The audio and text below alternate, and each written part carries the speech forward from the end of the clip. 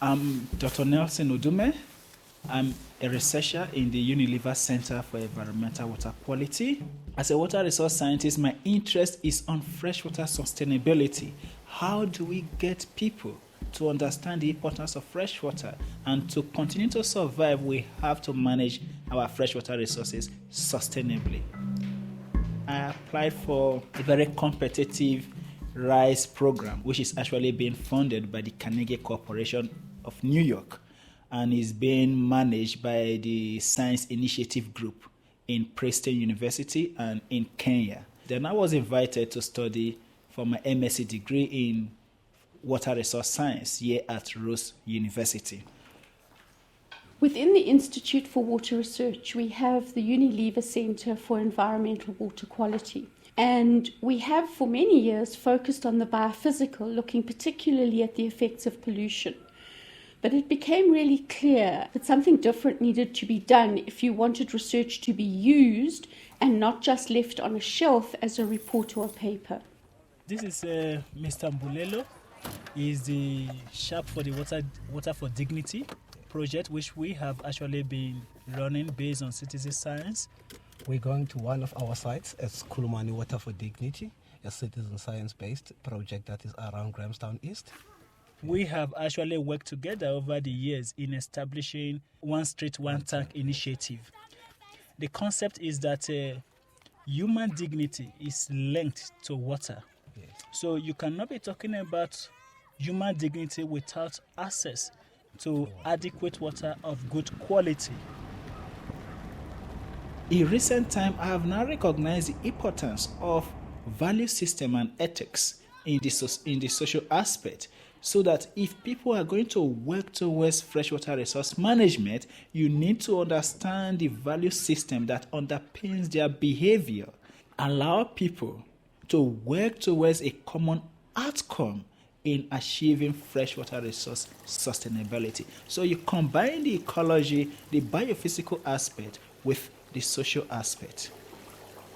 He undertook an astonishing piece of work, and I'd really like to just read one of his examiner's comments, because his examiner was Vincent Resch, who is one of the most eminent aquatic ecologists in the world from the University of California, Berkeley.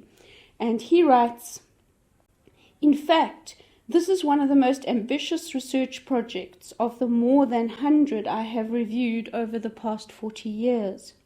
It was a pleasure to read the thesis. It would have been accepted and found praiseworthy in my university. The candidate, advisor, and department should be congratulated on producing such an excellent research study." I grew up in Uzere. Uzere is in Delta State, in the Niger Delta area of Nigeria. It's an oil-producing community. It is the place where is the second place oil was actually discovered in Nigeria. The community is so much dependent on the rivers and lakes around, the freshwater resources around.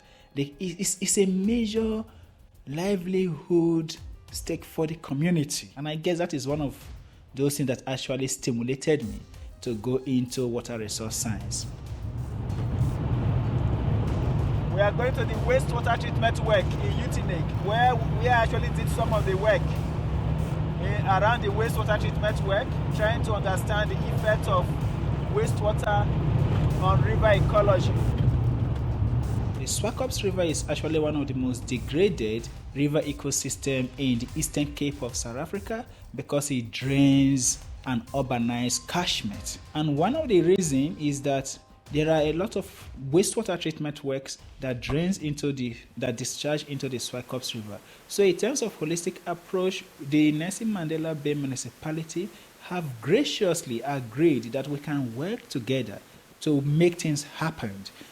Nelson's work is the first of its kind that we have seen in the country.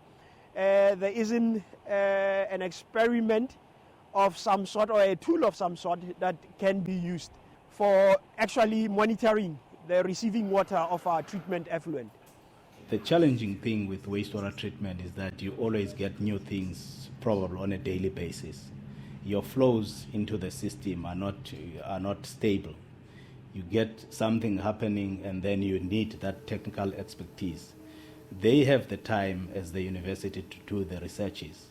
We may not have that time because we need to ensure that the operations are going without any problems. So we need that research body to assist us. I am always an adherent supporter of African-grown science. As an African, you grow up within that context, understanding the dynamics within the African society. So when you begin to undertake your scientific endeavor, you are aware of the African context, of which somebody from outside will not really understand. You need to take account of good science. You need to be curious as a scientist. You also have to work with key stakeholders, local government, those who are making policies. You need to take account of the social aspects, because if without the social aspect, your science may just end up gathering dust.